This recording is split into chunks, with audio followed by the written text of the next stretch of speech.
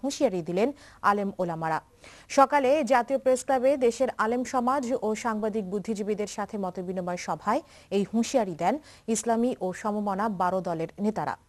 শিবলি Chowdhury কায়েসের report.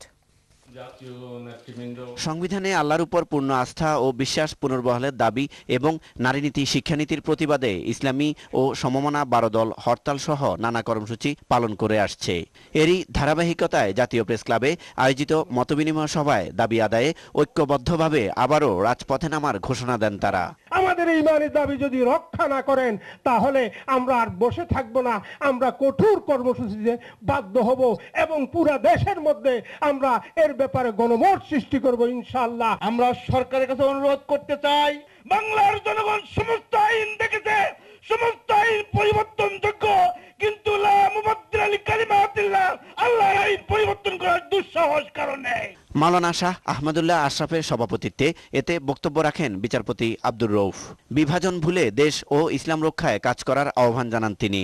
গ্রামে গঞ্জে মসজিদে আনাচে কানাচে মানুষকে বোঝাতে হবে তারা মানুষ। তখন আর এই সমস্ত উপরে যারা যেভাবে চিন্তা করেন সমাজতান্ত্রিক হবে না অন্য কিছু হবে, এগুলো নিয়ে যাদের মাথায় খেলছে তা এই খেলাটা থেকে তারা দূরে সরবে, অন্যথায় সরবে না।